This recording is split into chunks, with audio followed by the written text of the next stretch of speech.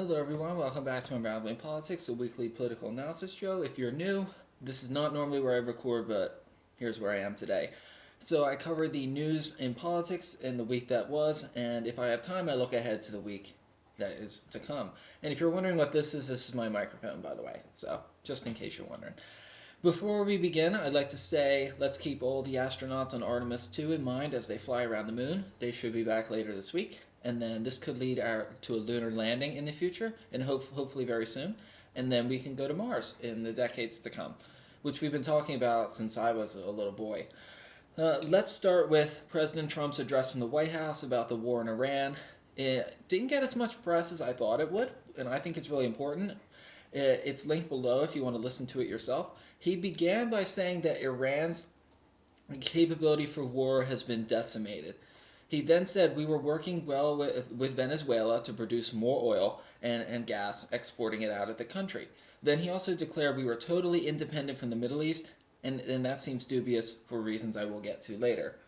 But we're only in the Middle East to help.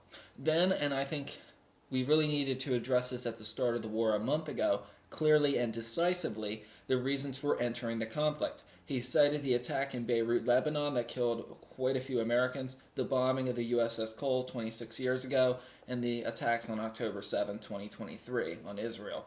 He also notably tried to connect it to his past, his first run for president 10 years ago, and the achievements of his administration, like killing the General Qasem Soleimani and the termination of the Iran nuclear deal in his first term. If you listen to the speech, he said nothing about Joe Biden, which I thought was quite interesting. He did refer to past presidents and their failures, but he said nothing about Joe Biden, and maybe not even Obama. No, he did say Obama, but he didn't mention Joe Biden. If you lived under a rock and you knew nothing about America, you would have thought that he was president since 2015. He then turned to the present. He said that trying diplomacy has failed, leading to his strikes last June, which was Operation Midnight Hammer. Then he explained that they were rebuilding, by they I mean Iran, was rebuilding their nuclear program and building stockpiles of ballistic missiles that could reach anywhere on the planet. Then he went back to the objectives of the war, which were not very clear, at least at the beginning. First is the elimination of Iran's ability to project power outside of its borders by eliminating their navy, their air force, and their missile defense system. He also said that in the case of the missiles, it is almost gone, or just about used up, was his words. Then he declared the core objectives were nearly accomplished and honored the fallen Americans, the soldiers in the mission. I believe it is at 13. There was a plane rescue. If you remember Joe Biden, the 13 service members that died under his watch, Biden never recognized them by name or otherwise. And he said that we should honor our memory by fighting on and protecting our Middle East allies.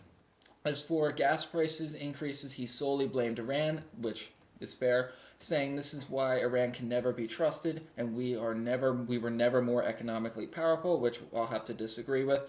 He said we have no inflation, record investment, $18 trillion, a record high stock market, high oil and gas production, and this all comes at a time when, according to AAA, and this is me saying this now, the national average for a gallon of gasoline is $4.12, the highest since August of 2022.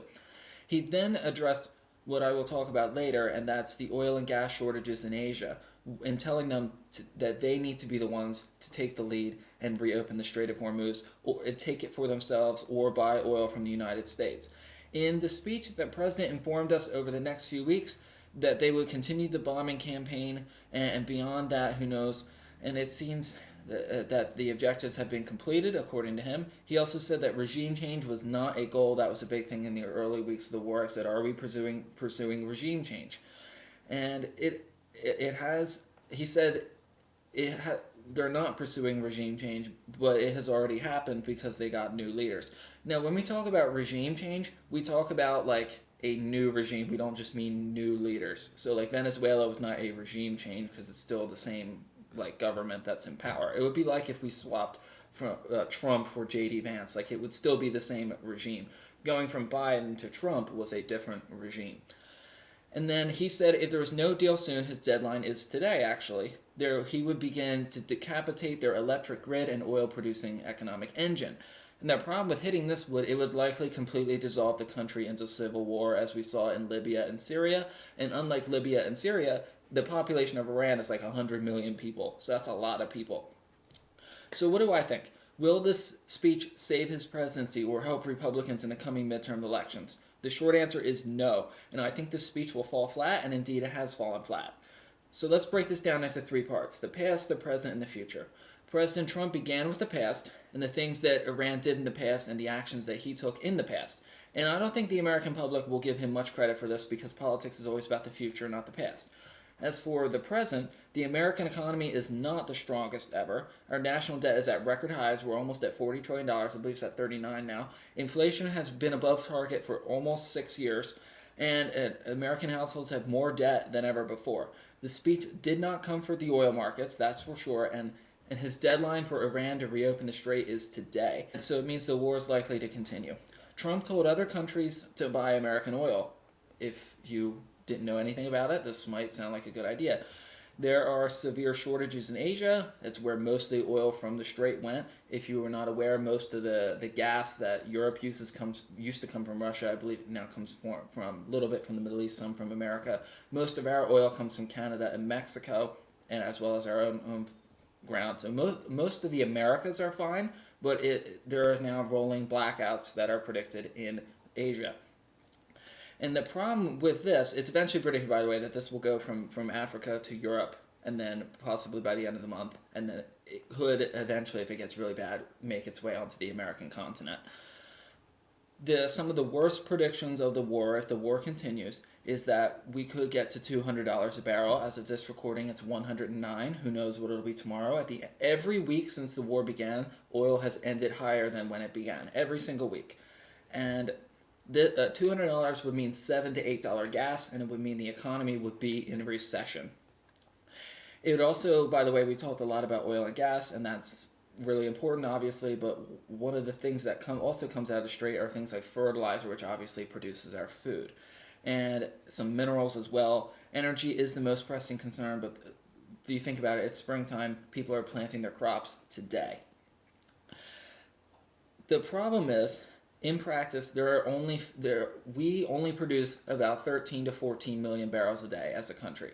The strait produced 15 to 20 million barrels that used to go through the strait, and you can see what the problem is here. We produce less than what came out of the strait, and even if you might say, oh well, that's close enough, right? That's 13 is not much less than 15, except we're already selling our oil out, so it's not like that we produce 13 million and then we leave it on a shelf. So North America, it is an energy exporting continent, so we should be spared from the worst. Canada, the US, and Mexico all produce more than they import, but this will not stop oil prices from rising, and as I said, they're at nearly $110 a barrel, and as they have risen every week since the war has gone on. And as for the future, I am deeply concerned that destroying Iran's infrastructure will make rebuilding the country impossible, whether that's led by an American-led regime, another Iranian-backed regime, or a hybrid regime. It could create a lot of issues. However, on the other hand, if we could be free from Iran's potential nuclear capabilities, then that would be absolutely spectacular, and it would mark a new age of peace for not only the Middle East, but the whole world, because Iran has been sponsoring terror all over the world for the last nearly 50 years. And I'm hoping this means, as a globe, whether or not the Iranian regime is toppled, we are less reliant on Middle East for energy sources, and that's obviously a decades-long project. As for the midterm elections, this war remains unpopular. Even no matter how much good it will produce 5, 10, 15 years from now, Trump is going to be long gone. He might even be 6 feet under by then. Nothing what the president said or did is going to change anything in the next 8 months. Even when the war does end, if gas prices return to normal, which is a huge if, by the way, there seems to be no reason to believe Americans are going to be happy. A CNN SSRS poll had a majority of motivated voters voting for Democrats. A majority of Americans who hate both parties said they will vote Democrat. And Democrats are ahead by 6% in the generic ballot, which would easily translate to a landslide victory. And I would also be remiss if I didn't say that the president fired Attorney General Pam Bondi, saying that she would be going to the private sector, and Deputy Attorney General Todd Blanche would become the interim Attorney General. Many in the media speculated what the reasons were. One of the ones I heard was the Epstein files. I don't think this was really the case because Bondi and Trump were in agreement on the Epstein files. Neither of them wanted them released. And even if there was a little bit of disagreement there, they were ultimately kind of a bunch. They were together. So tossing her over for that would only hurt him. The only time pressure mounted on her was when she didn't prosecute the people that Trump wanted prosecuted, like James Comey and Adam Schiff and whoever else is on the hit list. That's what I think anyway. There was a Supreme Court ruling last week. It didn't get a lot of news, but I think is very important. The Supreme Court struck down a ban on conversion therapy in Colorado. Hot take, this was actually a very good move, and I will explain why. First reason is this law was a violation of the First Amendment, as Justice Elena Kagan wrote, and she was appointed by Barack Obama. She wrote, the state is suppressing the side of the debate, one side of the debate, which is illegal. Only one justice dissented, and that was the last administration's Ketanji Brown Jackson, who is the worst Supreme Court justice of my lifetime. Otherwise, it was an 8-1 decision. The person that brought up this case was not a conversion therapist, but someone who works to suppress sexual urges of all kinds, including thoughts and emotions. This applies to straight people as well. No discrimination was happening in this case. So overall, it was a very good decision. The court has made quite a few good decisions recently, in my opinion. It's on a roll. We are expecting to hear from the Voting Rights Act case in June, and that will probably be the biggest one of this year, beside maybe the tariff one a couple weeks ago. The great irony is the people who say, my body, my choice, which I'm not one of those people, by the way, they say that healthcare decisions should be made by individuals, not the government, supported this ban. This ban was not about a mandatory conversion therapy, quote unquote. This was about an optional, quote unquote, conversion therapy that wasn't even conversion therapy. So, good decision. President Trump has issued an executive order that will require Homeland Security to coordinate with the Social Security Administration to create lists of voting age U.S. citizens who are residents of each state and transmit them to state voting officials no later than 60 days before an election. I'm not going to go into further because I see it has zero path to surviving and becoming law. There was another big piece of news last week, and this is the last thing we will talk about, I promise, and it was about the birthright citizenship order. It was something Trump issued last year at the beginning of his term, and it was basically saying that only you have to have a U.S. citizen parent in order to be a U.S. citizen, even if you were born in the United States. It was a direct contradiction of the 14th Amendment, and it's something I actually agree with. You should not be able to just throw yourself over a wall and then have your baby become a U.S. citizen. However, I also think that that should be done through the congressional or constitutional process, not through the executive process. So now it is at the Supreme Court. What was a big deal was the president himself was actually there. I thought that was a huge deal. The media made a big deal about it. It has never happened before that I know of. And the government's case relies on the phrase of the 14th Amendment, subject to the jurisdiction thereof, in the clause of the 14th Amendment, the citizenship clause. And needless to say, it is a very weak case, and I think the court will strike this order down.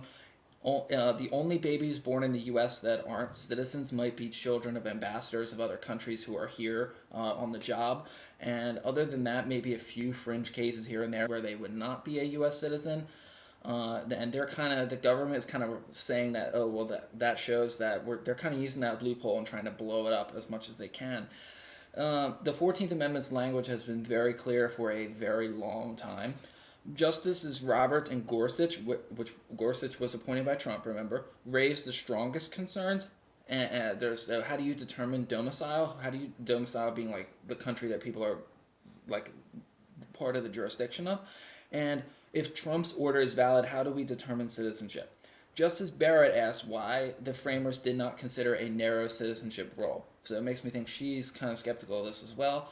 And we are, obviously the liberals are against this, and we're expecting a decision in June or July. So I'm thinking maybe Clarence Thomas, maybe Samuel Alito, they will go with it. If that's the case, it would be a 7-2 decision against it.